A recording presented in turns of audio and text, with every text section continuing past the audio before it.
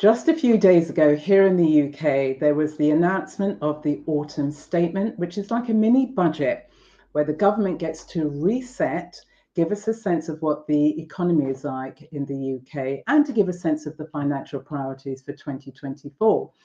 Well, within this autumn statement, there were some shifts regarding state pensions. And as you, as baby boomers, no doubt will be interested in what some of these changes are. And in today's show, I'm going to be sharing 5 takeaways from this autumn statement, otherwise like the mini budget for the UK. Before I do any of that, if you're one of my regulars, welcome back. Great to see you again. And if you are new here, I'm Bybreen Samuels, and I help baby boomers reinvent themselves psychologically, practically, and technically so they can thrive in their third act of life. So just a few days ago, we've had this autumn statement. And the first takeaway is this triple lock boost. Now, what does this actually mean? Well, it's a form of protection that's offered to retirees in that it protects their spending power against the rise of inflation. Now, it was introduced back in 2010, and there are 3 kind of determinants in terms of how much money or how much payment can be made with regards to state pensions.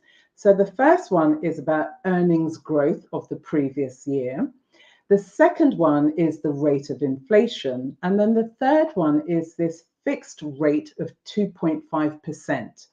Now, whichever is the highest out of those 3 factors will determine how much the pension payment will be increased. And as of April 2024, the weekly state pension will go up by £17.35. So that's the first one. And it's really important because last year, this payment was actually suspended. And the reason being is because there was fear, there was going to be this kind of ballooning, mushrooming of state pension payments that the government may not have been able to afford. But there was recognition that if it is removed, then what could happen is that pension payments could actually fall below the rate of inflation. And if they fall below the rate of inflation, that means that retirees are going to struggle on a day-to-day basis, which then means they would have to tap into their savings. Now, there's going to possibly be more life beyond money. And so there's the depletion of their savings. So the government reintroduced it as a way, it's a kind of safety precaution for retirees. So that's this triple lock boost. And what it does, it enables retirees to kind of plan out their money to ensure that they're trying to live as comfortably as possible. So that was the first takeaway, and that's going to come into effect as of April 2024. The second one is this relaxation around the defined benefit pension schemes. Now, if you happen to be one of those employees that worked for a private company during the 70s, 80s, 90s, and noughties, as well as the public sector, then you may actually fall under what is called a defined benefit pension scheme. And essentially what this means is that the government as well as employers are guaranteeing a fixed income in your retirement years. And so therefore there's a steady income, there isn't going to be any fluctuations. Now, what the government is proposing is that there's going to be flexibility built in terms of how pension funds are invested. And so they are relaxing the investment trends, so to speak.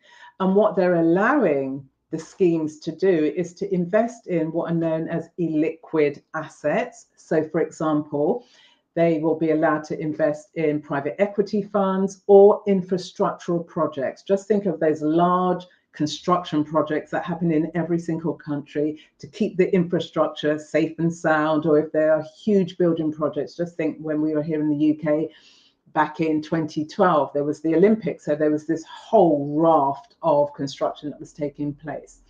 Now, pension funds can actually invest into these infrastructural projects. Now, what the government is suggesting that if they do, then there's a higher return on investment. And if there's a higher return on investment, that means that you, as somebody who's in retirement, will receive a higher amount of money in your retirement years.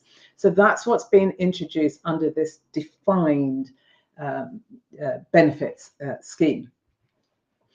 Now, what this can do means that you can pay lesser fees with regards to your pension scheme, but also any money that is generated off the back of that, then the pension fund, they might reinvest. So it's this ongoing rolling benefits and accruing benefit that will come to you if the trustees are actually managing and stewarding the resources in a way that's really healthy, because we only have to go back a few years, back to 2008, 9, 10, 11, and we actually saw the collapse and the implosion of, you know, investment funds and the stock market, as well as property, etc.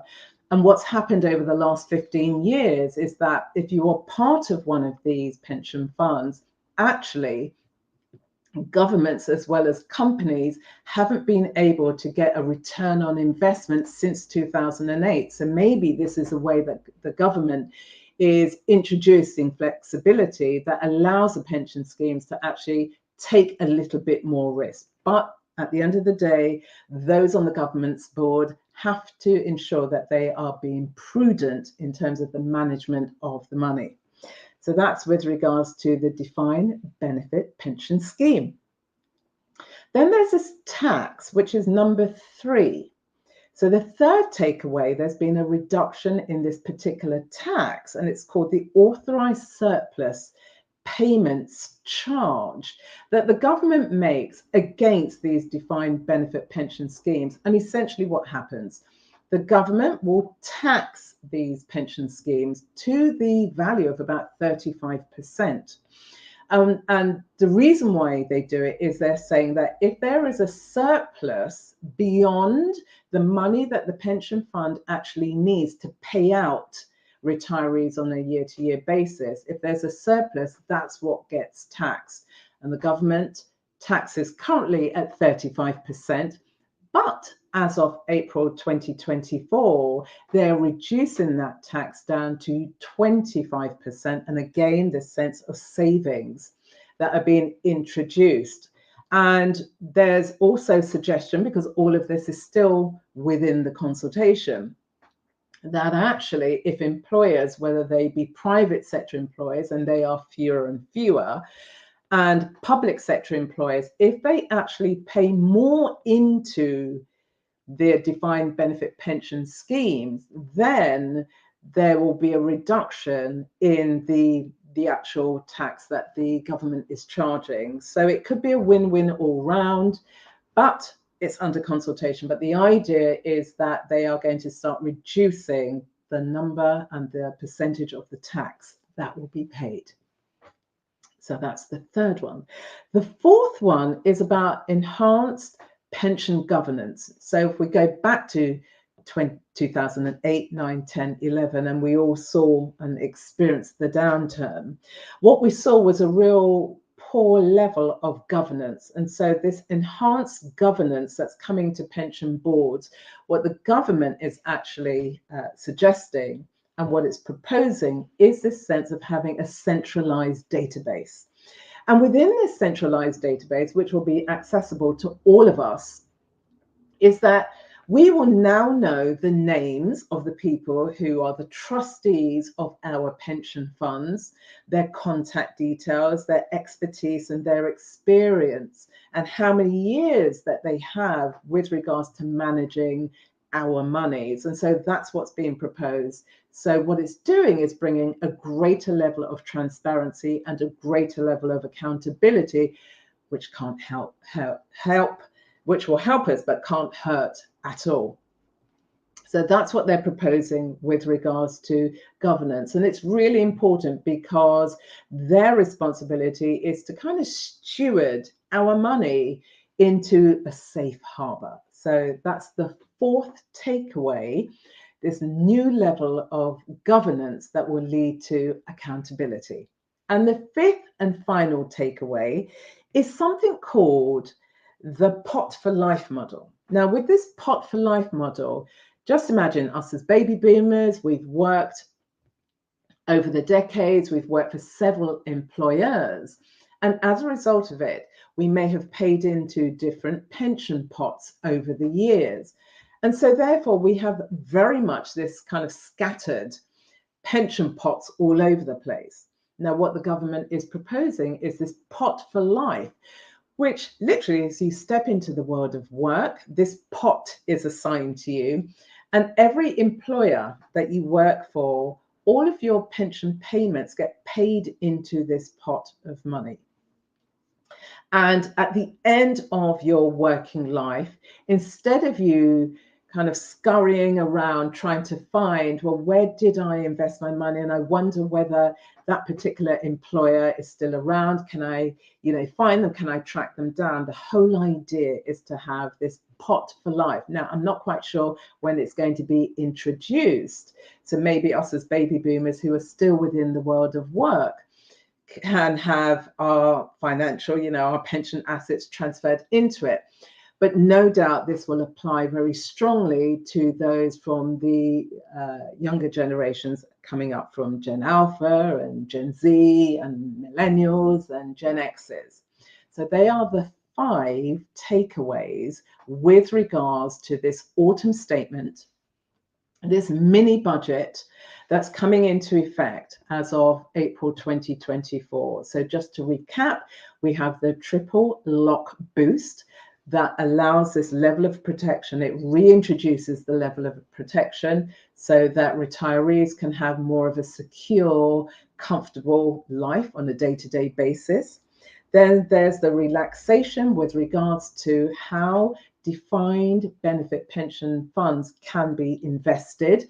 They can be invested now in what are known as illiquid assets that could yield higher amounts of money. They could be private equity or infrastructural funds.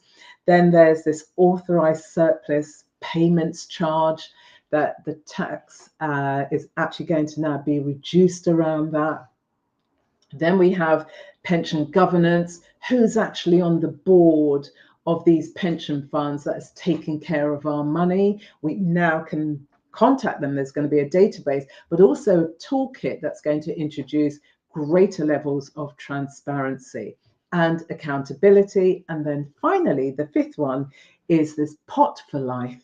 And the pot for life will follow each and every one of us through our world of work, and it will accumulate all of our pension payments. And so therefore it makes it far more accessible for us at the end of our working life. And given that all of the money will be contained in one particular pot, means that we have a better idea of how much money we have to play with. We can make better decisions about how that money is spent.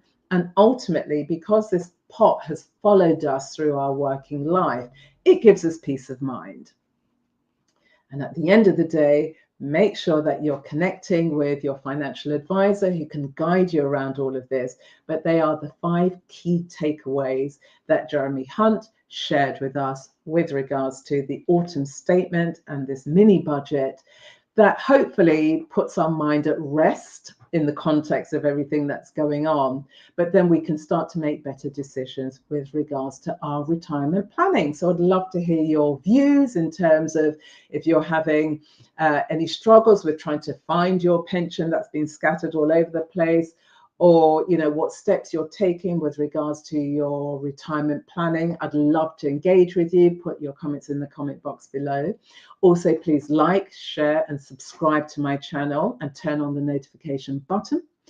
Also, if you know other baby boomers who could benefit from knowing some advice and guidance and knowledge and information that's going to improve their lives so they can begin to thrive more in the 3rd act of life, please pass the information of my channel onto them. And I will see you again next week. Have a fantastic week, and I'll see you again next Sunday at 3:30. Bye.